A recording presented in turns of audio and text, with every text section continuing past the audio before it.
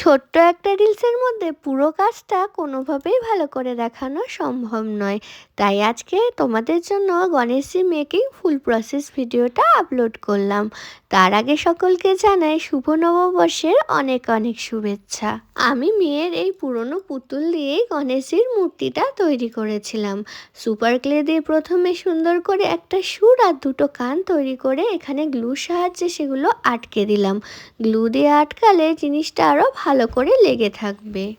এরপর সুরের উপর একটু ডিটেলিং করে নিলাম যাতে আর একটু রিয়েলিস্টিক লাগে। তারপরে দাঁত দুটো আমি লাগিয়ে দিলাম। এখানে এবার কালার প্রসেসটা শুরু করব।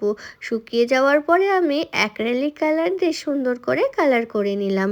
এখানে আমি হোয়াইট, ইয়েলো আর একটু পিঙ্ক কালার মিশিয়ে এই কালারটা তৈরি করেছি।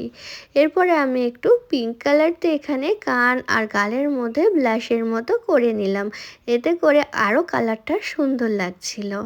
আমি সবসময় কালার করার জন্য ক্যামেলের অ্যাক্রিলিক কালারটাই ইউজ করি। এরপর আমি চোখের কালারটা করে নেব। এখানে আমি ব্রাউন কালার দিয়ে একটুখানি হাইলাইট করলাম, তারপরে চোখের মণিগুলো কালার করে দিলাম। চোখের ভেতরে আমি একটু হোয়াইট কালার করে চোখটা একটু বড় বড় করার চেষ্টা করেছি। আগের বার গোপাল ঠাকুর তৈরি করার সময় আমি ক্লের সাহায্যে চোখটা তৈরি করে নিয়েছিলাম যাতে চোখটা অনেক বড় দেখায়, কিন্তু গণেশ ঠাকুরের ক্ষেত্রে এই চোখটাই বেশি সুন্দর লাগছিল, তাই আমি আর চোখ তৈরি করিনি।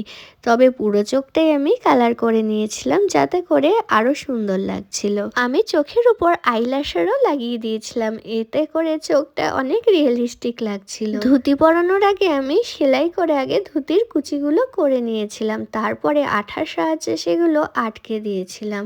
এরপরে আমি এক্সট্রা করে জড়িও লাগিয়ে দিলাম যাতে আরেকটু ভালো লাগে। দুটো জড়ি সেলাই করে এভাবে আমি ওড়নার মতো বানিয়ে নিয়েছিলাম। তার উপরে জড়ি আর স্টোন দিয়ে সুন্দর করে কাজ করে সেটা আমি ঠাকুরকে পরিয়ে দিলাম। আমি ঠাকুরের পুরো কাজটাই পিঙ্ক আর ইয়েলোর উপর করতে চেয়েছিলাম, তাই বেশিরভাগ ক্ষেত্রে এই কালার দুটোই আমি ইউজ করেছি। ভেবেছিলাম সব কিছুর উপরই স্টোনের কাজ করব যাতে অনেক সুন্দর লাগে, তাই সুরের উপর যে কলকা করেছিলাম তার উপরে গোল্ডেন চেন আর স্টোন দিয়ে কাজ করলাম। আমি টিপের উপরও এখানে স্টোন লাগিয়ে দিয়েছিলাম। এরপর কোমরবন্ধনী করার জন্য আমি এখানে স্টোন আর জড়ি ব্যবহার করে কাজটা করেছি। আমার গনু যত সাজছিল ততই ওকে কিউট লাগছিল। এবার তৈরি করব সব থেকে মেন অংশ, সেটা হলো ঠাকুরের গহনা। ইচ্ছে ছিল অনেক সুন্দর করে এবার ঠাকুরের গহনাগুলো তৈরি করব যাতে ঠাকুর পুরো ঝলমল করে।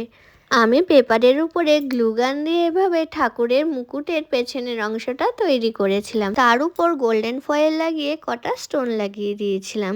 এখানে বেশি কাজ করিনি কারণ সামনে অনেক স্টোনের কাজ করব, দুটোই যদি বেশি কাজ থাকে তাহলে ফুটবে না। এবার মুকুটের সামনের অংশ তৈরি করব। এর জন্য আমি অনেক স্টোন আর স্টোন চেন আর গোল্ডেন চেন ইউজ করেছি যাতে গয়নাগুলো অনেক চকচকে লাগে। আমি আগে থেকে তেমন কিছু ভেবে কাজ শুরু করিনি, যেমন মনে হচ্ছিল স্টোনগুলো তেমন লাগিয়ে দিচ্ছিলাম। কিছু হাফ পারলও এখানে আমি লাগিয়ে দিয়েছি। পুরো কাজটা যখন কমপ্লিট হলো আমি অনেক খুশি হয়েছিলাম কারণ আমি এমনই একটা মুকুট তৈরি করতে চেয়েছিলাম। এবার মুকুটটা আমি গণেশজির মাথায় পরিয়ে দেব। মুকুটটা পরাতে এত সুন্দর লাগছিল, তোমাদের ভিডিওতে কেমন লাগছে বুঝতে পারছি না, তবে সামনে থেকে সত্যি অসম্ভব সুন্দর লাগছিল। ঠাকুরের পুরো লুকটাই চেঞ্জ হয়ে গিয়েছিল মুকুটটা লাগানোর পর। এরপরে কানে আমি গহনা পরিয়ে দিলাম, হাতের গহনা, পায়ের গহনা সব পরিয়ে গলার জন্য একটা হার তৈরি করতে বসলাম। যেমন মুকুট তৈরি করেছিলাম তার সাথে সামঞ্জস্য রেখে একটা সুন্দর হারও তৈরি করে নিলাম। এরপর ক্লে দিয়ে আমি একটা কিউট লাড্ডু তৈরি করে গনুর হাতে দিয়ে দিলাম।